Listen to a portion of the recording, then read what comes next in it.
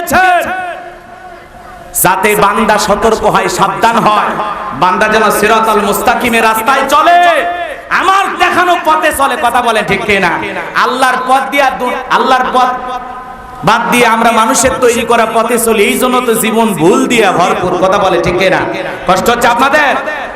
নামাজের মতো আদায় করা লাগবে। এক সাহাবী এদিককার করেন জিহাদের ময়দানে রাসূল আকরাম সাল্লাল্লাহু আলাইহি সাল্লাম দুইজন সাহাবীকে পাহারাদার নিযুক্ত করলেন।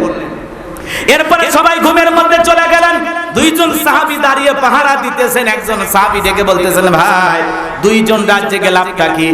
আপনি পাহারা দেন আর আমি বিশ্রাম করি, আবার আপনি বিশ্রাম করবেন, আমি পাহারা দেব। তারা ডিউটিটা ভাগ করে নিলেন। এক সাহাবী আরামে চলে গেলেন, আর এক সাহাবী চিন্তায় পড়ে গেলেন। খামাখা দাঁড়িয়ে অপচয় সময় নষ্ট করে লাভটা কি? সময়টা একটু নামাজের মধ্যে কাটায় দেই।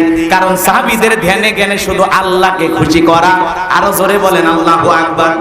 বিশ্বনবীর সাহাবী নামাজে দাঁড়িয়ে গেলেন। কাফির বেঈমানরা এই সুযোগে চিন্তা করলো এটা মানুষ না গাছ। দূর থেকে একটা তীর নিক্ষেপ করলেন, সাহাবীর বাম হাতের ভিতরে ঢুকে গেল। আর একটা তীর নিক্ষেপ করলেন, আর একটা তীর এসে ডান হাতের ভিতরে ঢুকে গেল।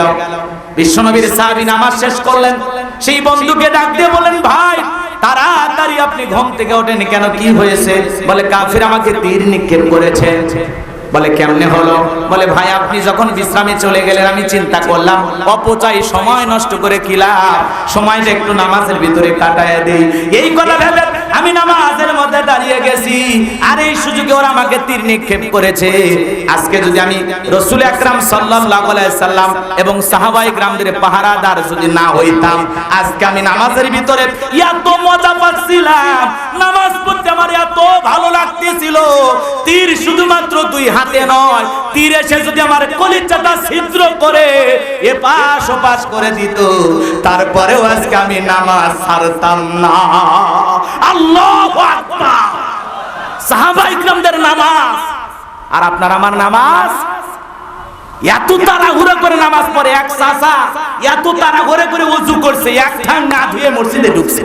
টাইসালা মসজিদ পিছলে খায়া, চাচা একদিক লুঙ্গি একদিক, তাও বলে আল্লাহু আকবার। মানুষ কয় চাচা আগে লুঙ্গি ঠিক করেন, কয় আগে জামাত ধরুন। আছে না? নামাজের ভিতরে এত তাড়াহুড়ো, খালি সিজদার পর সিজদা মারতেছে, 2 মিনিটে 2 রাকাত শেষ। আর যখন রমজান মাস আছে, বাপ রে বাপ, প্রত্যেকটা মসজিদে মনে হয় নামাজের প্রতিযোগিতা শুরু হয়েছে। কোন মসজিদে কত তাড়াতাড়ি তারাবি হয়। তারাবি মানি নাকি তাড়াতাড়ি? বিরাট বড় মুফতি। তারাবি মানে কি তাড়াতাড়ি না ধীরস্থির? আল্লাহ তাআলা তার এই গোলামকে সোনার মক্কা মদিনায় যাওয়ার সুযোগ করে দিয়েছিল। আমি গিয়েছিলাম, এ বাজান গো আমার, সোনার মক্কা মদিনায় তারাবি পড়লাম, সময় লাগলো 1 ঘন্টা 45 মিনিট। কত? আর আপনি 20 মিনিটে 20 টাকা শেষ। কারো কারো তো 16 মিনিট হলেও হয়। নামাজ না তামাশা, মজা করে আল্লাহর সাথে, এরকম আছে না নাই? আবার কেউ নামাজের মধ্যে দাঁড়াইয়া চোখ কান কিচ্ছু ঠিক থাকে না। আল্লাহ কি বলতেছে? আল্লাযীনা হুম ফি সলাতিহিম খাশিউন, যারা সালাত আদায় করে বিনয়ের সহিত, নম্রতার সহিত, খুশু খুশু ভাব নিয়ে, আল্লাহর ভয় নিয়ে নামাজের মধ্যে দাঁড়ায় দাড়ি চুলকায়, টুপি ঠিক করে, লুঙ্গি ঠিক করে। তোমার লুঙ্গি এত খোলে, একটা রশি লাগায়ও। এ কথা কন নাকি আপনারা? নামাজের মধ্যে দাঁড়ায় এদিক ওদিক তাকায়, আবার ওযুখানায় যদি কেউ ট্যাপ ছেড়ে দেয় পাকা চোখে দেখে ও উত্তর পাড়ার খালেক আসছে। কথা কয় না? এই হলো আমাদের সালাতের অবস্থা। মুরব্বি চাচা বয়স হয়ে গেছে, দাড়ি পেকে গেছে, তারপরে নামাজ ঠিক মতো পড়তে পারে না। এক চাচা মেয়ে দেখি নামাজ পড়তেছে আর মুখ নড়তেছে, এমন কায়দায় মুখ নাড়তেছে। আমি নামাজ শেষে জিজ্ঞাসা করে বললাম, চাচা এত ভাবে মুখ নাড়লেন, কোন সূরাটা পাঠ করলেন? যে সূরা মনে হয় মাকরাজ এত কঠিন, আপনার মুখে তো বিকৃতি হয়ে যাচ্ছে, ব্যাপারটা কি? কোন সূরা পাঠ করলেন? তখন বলতেছে, হুজুর আমি মূর্খ মানুষ, আমি কিচ্ছুই জানি না হুজুর, আমি শুধু দেখি মানুষ নামাজের ভিতরে ঠোঁট নাড়ায়, মুখ নাড়ায়। আমি চিন্তা করেছি আমি এমন কায়দায় নড়াবো যাতে মানুষ বুঝতে পারে এই মনে হয় সূরা পড়তেছে না, ভূমিকম্প শুরু হয়ে গেছে। আছে না না এরকম নামাজি? এ বাজান, শিখতে কোনো লজ্জা নাই, শিখতে কোনো বয়স লাগে না।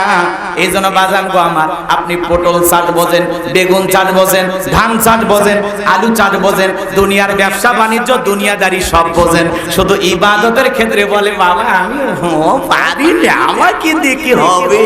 10টা ছেলের বাপ হয়ে গেল, তোমাতে হবে না। এ কথা কয় না। খালি ইবাদতের ব্যাপারে, নেক কাজের ব্যাপারে যত উদাসীন মনোভাব, কথা বলে ঠিক কিনা? এজন্য আল্লাহ বলেন আল্লাযীনা হুম ফি সলাতিহিম খাশিউন। কথা বলে না কেন? দুর্ভাগা, হতভাগা সে সমস্ত নামাজি যারা নামাজের ব্যাপারে উদাসীন, মনোযোগ থাকে না। এরকম নামাজি আছে না নাই? তাহলে মনোযোগ সহকারে আল্লাহর ভয় নিয়ে আল্লাহকে রাজি খুশি করার জন্য 5 ওয়াক্ত সালাত কারা কারা আদায় করবেন? 2 হাত তুলে মালিককে দেখান। আদায় করবেন তো ইনশাআল্লাহ? আল্লাহ পাক আমাদের সবাইকে 5 ওয়াক্ত নামাজি বানায় দেন। জোরে বলেন আমিন। আল্লাহর ভয় নিয়ে আদায় করব, একেবারে আল্লাহর ভয় নিয়ে লম্বা সময় রুকু করব, লম্বা সময় সিজদায় থাকব, লম্বা সময় ধরে তিলাওয়াত করব, নামাজে তাড়াহুড়ো করব না। মুমিন বান্দার 2 নাম্বার গুণাবলী, ওয়াল্লাযীনা হুম আনিল লাগবি মুরিদুন। আমি আগেই বললাম যদি আমি একটা বিষয় নিয়ে আলোচনা করি 2-3 ঘন্টাতে চলে যাবে, কিন্তু এত সময় তো নাই, তাড়াহুড়ো করে কথাগুলো বলতেছি, কষ্ট হচ্ছে আপনাদের। তাহলে 2 নাম্বার হলো ওয়াল্লাযীনা হুম আনিল লাগবি মুরিদুন। 2 নাম্বার গুণাবলী, অনর্থক কথাবার্তা বলা যাবে না, আজেবাজে কথা বলা যাবে না, অপ্রয়োজনীয় কথা বলা যাবে। আমাদের অনর্থক কথা আছে না নাই? এক জায়গায় বসে চা স্টলে বসলে দুনিয়ার সব গল্প, অমুক খারাপ তমুক খারাপ, এর সমালোচনা ওর সমালোচনা, মনে হয় গিবত কমিটির সভাপতি সেক্রেটারি বসে গেছে, কথা বলে ঠিক কিনা? এই যে সমালোচনা, এগুলো করা যাবে না। আপনি অনর্থক কথা কেন বলেন? আপনি কি ভুলে গেছেন আপনার জবানের প্রত্যেকটা কথা রেকর্ড করা হচ্ছে? মা ইয়ালফিযু মিন কাউলিন ইল্লা লাদাইহি রাকীবুন আতীদ। বান্দা এমন কোন কথা বলে না যে কথা রেকর্ড করার জন্য আমার ফেরেশতা না নাই। আপনার জীবনের প্রত্যেকটা কথা রেকর্ড করা হচ্ছে, বলেন আল্লাহু আকবার। এইজন্য মুমিন বান্দা জবান দিয়ে যা খুশি তাই বলবে না। মুমিন বান্দা কথা বলবে ততটুকু প্রয়োজন, যতটুকু, অতিরিক্ত কথা বলার কোনো সুযোগ। কষ্ট হচ্ছে আপনাদের? কথাকে আমার বুঝতেছেন? মসজিদের ভিতরে যায় দুনিয়াবি নানান গল্প, এখানে সেখানে যায় আজেবাজে গল্প করি, এলাকার সব লোকের তত্ত্ব ওনার কাছে মনে হয় সিডি আছে না বাবা? অমুকের বউ খারাপ, অমুকের বেটা খারাপ, অমুক হুজুর খারাপ, তুমুক খারাপ, এ খারাপ সে খারাপ। আরে ভাই, সব মানুষ দুনিয়া তো খারাপ বানাইলেন, আপনি কত নাম্বার আল্লাহর ওলি? কথা কয় না। এই জন্য মানুষের সমালোচনা না করে কি করা লাগবে? নিজের আত্মসমালোচনা করা লাগবে। নিজের জিন্দেগির তুলুটেগুলো তালাশ করেন, আপনার কি কি সমস্যা, আপনি মানুষ হিসাবে কেমন, সেই জিনিসটা নিয়ে ভাবেন। নিজের যত আত্মসমালোচনা করবেন, নিজের জীবনের ভুল ত্রুটি যত তালাশ করবেন, তত আপনি পবিত্র হবেন, ভালো হবেন, আল্লাহর প্রিয় গোলাম হবেন। কথা বলে ঠিক না? এই জন্য দোকানপাটে চা স্টলে বৈশা মানুষের সমালোচনা করা বন্ধ করবো তো ইনশাআল্লাহ। তাহলে মুমিন বান্দা জবান দিয়ে সে কথা বলবে যে কথা বললে সব হয়, মনে থাকবে তো ইনশাআল্লাহ। মুমিন বান্দার 2 নাম্বার গুণাবলী, অনর্থক কাজ করা যাবে না। মুমিনের টাকা হলে মুমিন সিনেমা হল বানাবে না, যাত্রা গানের আয়োজন করবে না, গানের কনসার্ট দেবে না, মদের বার দেবে না, সিনেমা হল বানাবে না। মুমিনের টাকা হলে মুমিন মসজিদ বানাবে, মাদ্রাসা বানাবে, ঈদগাহ মাঠ বানাবে, কবরস্থান বানাবে। মুমিনের টাকা দিয়া জনগণের কল্যাণে সেই টাকা খরচ করবে। কথা বলেন ঠিক কিনা? আমাদের সমাজে দেখেন না, টাকা হলে মসজিদে দেয় না, মাজারে যায় দেয়। এ কথা বলেন না কেন? দেওয়ানবাগির ভক্ত আছে না? হ্যাঁ, সেই দেওয়ানবাগির মাজার ভেঙ্গে তছনছ করে দিছে। কথা বলে ঠিক কিনা? কি ভণ্ড পীর, কি ভুরি ছিল, আল্লাহর ওলি বিদায় নিয়ে গেছে। হেরো ভক্ত আছে না নাই? এজন্য মানুষ মসজিদে টাকা দিতে চায় না, যায় দেওয়ানবাগির মাজারে দেয়, বিভিন্ন মাজারে গিয়ে টাকা পয়সা দেয়। ভাই, মাজারে তো আল্লাহওয়ালা যদি হয়ে থাকে, উনি তো বিশাল আনন্দে আছে। কথা বলে না কেন? উনি তো পরম সুখে আছে। সত্যিকারী আল্লাহওয়ালাদের কোনো টেনশন নাই। কথা বলে ঠিক না? তা আপনি মাজারে টাকা দিয়ে কি করতেছেন? কি লাভ বলেন? ওই টাকাটা মসজিদে দেন, মাদ্রাসায় দেন, যারা গরিব দুঃখী এতিম অসহায় প্রতিবন্ধী আছে এদেরকে দেন। কথা বলে ঠিক কিনা? মাজারে টাকা দিয়া কোনো লাভ? এই জন্য মাজার পূজারি এক শ্রেণীর মানুষ আছে আমাদের দেশে, যারা মাজার পূজা বাংলাদেশে এমন ভাবে মাজারে যায় সিজদা দেয়, পীর সাহেবের পায়ে সিজদা দেয়। মনে রাখবেন, যারা মাজারে গিয়ে সিজদা দেয়, পীর সাহেবের পায়ে সিজদা দেয়, এটা নিঃসন্দেহে শিরক। কথা বলেন ঠিক কিনা? এজন্য সিজদা পীরের পায়ে নয়, সিজদা মাজারে নয়, সিজদা হবে মসজিদে। কথা বলেন ঠিক কিনা? এজন্য ভণ্ড দেওয়ানবাগী তার মাজার ভেঙে জনতা গুড়িয়ে দিয়েছে। আমরা চাই এরকম ভাবে বিভিন্ন মাজারে আপনারা কেউ আক্রমণ করবেন না। প্রশাসন আছে, দায়িত্ব নেবে, আইন নিজের হাতে তুলে নেওয়া যাবে না। কিছু উৎসুক জনতা আছে, এরা আবেগ কন্ট্রোল করতে না পেরে দেওয়ানবাগীর মাজারে যা আছে সব ভেঙে তছনছ করে ফেলে দিয়েছে। আল্লাহু আকবার বলেন, একটু জোরে বলেন আল্লাহু আকবার।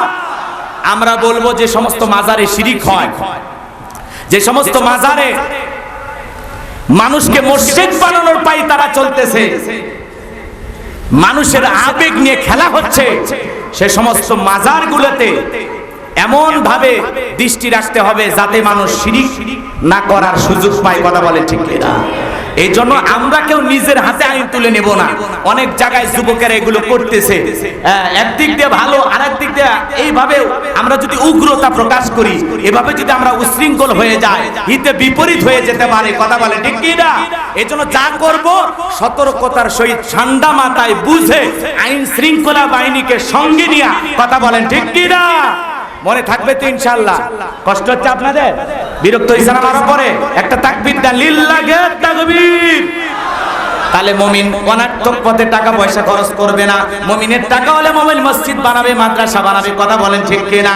এই দিক খেয়াল করেন। মুমিন বান্দার 2 নাম্বার গুণাবলী, গভীর মনোযোগ দিয়ে কথাগুলো বোঝার চেষ্টা করবেন, শোনার চেষ্টা করবেন। মুমিন বান্দা অনার্থক কথাবার্তা বলবে না, অনার্থক কাজ করবে না, অনার্থক পথে টাকা পয়সা নষ্ট করা যাবে না। মুমিন বান্দাকে আল্লাহ রাব্বুল আলামিন যদি টাকা পয়সা দেয়, মুমিন বান্দা টাকা পয়সা খরচ করবে কার পথে? আরো জোরে বলেন, কার পথে? আল্লাহ রাব্বুল আলামিন আমাদের সবাইকে বোঝার তৌফিক দান করুন। জোরে বলুন আমিন। মুমিন বান্দার 2 নাম্বার গুনাহ বলি, অনার্থক জিনিস কান দিয়ে শ্রবণ করা যাবে না। এই কান আল্লাহ গান শোনার জন্য দেয় নাই। এ তরুণ যুবক, কানের ভিতর ইয়ারফোন লাগায়া তুমি গান শোনো, এরকম যুবক আছে না নাই? কয় রূপবানে নাচে কমর দোলাইয়া, আল্লাহর ফেরেশতারা